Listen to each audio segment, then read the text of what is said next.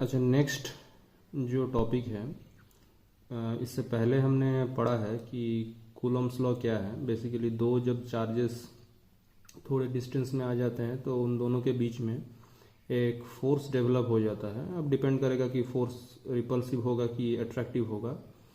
ये डिपेंड करेगा उन जो दो चार्जेस हैं उनके नेचर के ऊपर। अभी जो नेक्स्ट क्राइटेरिया है कि कूलम्स फोर्स का एप्लीकेशन दोनों चार्जेस के बीच में हम कब कंसीडर कर सकते हैं, वो कौन सा ऐसा कंडीशन है जिसके वजह से कूलम्स फोर्स एप्लीकेबल होगा कि नहीं होगा, इसको हम डिटरमाइन कर पाएंगे। तो बेसिकली इसके लिए दो लॉज हैं, दो बेसिकली कंडीशंस हैं। पहला जो कंडीशन आप वीडियो को पॉज करके देख सकते हैं। पहला जो कंडीशन बोला गया है, the charges must be stationary, that is at rest. Otherwise, when the charges are in motion, we need to consider the magnetic force as well, which develops due to the motion of the charge. मतलब क्या है, दोनों charge के बीच में Coulomb's repulsive force या Coulomb's attractive force तभी develop करेगा जब दोनों चार्ज बिल्कुल स्टेशनरी है, मतलब दोनों चार्ज कहीं भी मूव नहीं कर रहा है। अगर दोनों चार्ज मूव करना शुरू कर देगा तो उसके वजह से क्या होता है, जब भी कोई चार्ज मूव करता है तो वहां पर इलेक्ट्रिसिटी डेवलप कर जाता है, और इलेक्ट्रिसिटी डेवलप करने की वजह से क्या होता है, एक मैग्नेटिक फोर्स को भी आपको कंसिडरेशन में लाना होगा। इसके बारे में और भी हम लोग पढ़ेंगे जब हम इलेक्ट्रोडायनामिक्स स्टार्ट करेंगे 12 में। तो सिर्फ इतना याद रखना है कि जब चार्जेस मूव करता है, जब चार्जेस फ्लो करना शुरू कर देता है, तब इलेक्ट्रिसिटी डेवलप कर जाता है। और when charge particle is in motion, तब क्या होता है कि उस चार्ज पार्टिकल का सिर्फ आप इलेक्ट्रिक फील्ड को कंसीडर नहीं कर पाएंगे, उसके साथ साथ एक मैग्नेटिक फील्ड भी जनरेट कर जाता है। तो अगर कूलम फोर्स को अगर हमको कंसीडर करना है, दोनों चार्ज पार्टिकल्स के बीच में जो काम करेगा उसको सिर्फ कंसीडर करना है, तो इसको इंश्योर करना जरूरी है कि दोनों चार्ज पार्टिकल्स जो है वो बिल्कुल स्टेशनरी है, यानी रेस्ट में है, वो कहीं भी मूव नहीं कर रहा है। इसको इंश्योर करना बहुत ज़रूरी है। अगर दोनों चार्ज पार्टिकल्स मूव करना शुरू कर देगा तो वहाँ पर हम सिर्फ कूलम फोर्स का कंसिडरेशन नहीं ले सकते हैं, वहाँ पर इलेक्ट्रिक फील्ड भी जनरेट होगा, वहाँ पर मैग्नेटिक फील्ड भी जनरेट होगा, जिसके वजह से एक नया फोर्स डेवलप कर सकता है, जिसको बाद में हम पढ़ेंगे इसके बारे में और डिटेल्स में। इसको बोला जाता है लोरेंज फोर्स। तो पहला जो कंडीशन है कूलम फोर्स काम करेगा कि नहीं करेगा, वो है कि जो चार्ज पार्टिकल्स है उनको स्टेशनरी होना बहुत ज़रूरी है। और सेकंड जो कंडीशन है जो कि यहाँ पर लिखा हुआ है, the other condition is that the spatial extent of charges Q1 and Q2 should be very small, that is charges must be point charge. तो ये चीज़ क्या है, इसको थोड़ा सा एक्सप्लेन करने के लिए मैं यहाँ पर आपको थोड़ा सा एक्सप्लेन करके दिखा देता हूँ कि यहाँ पर बोला क्या जा रहा है।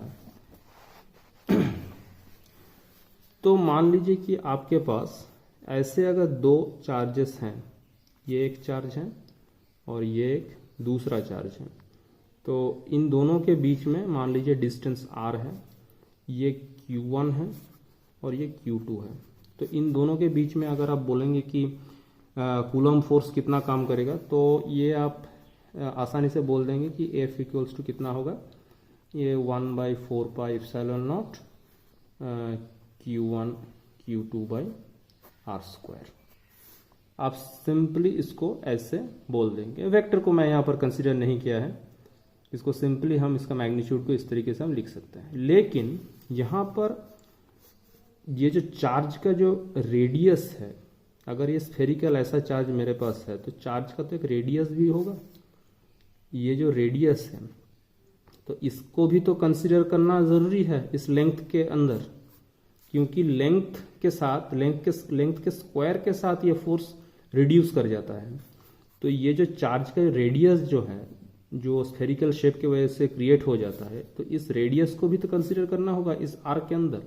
हमने वो यहाँ पर नहीं किया है, हमने सिर्फ ये जो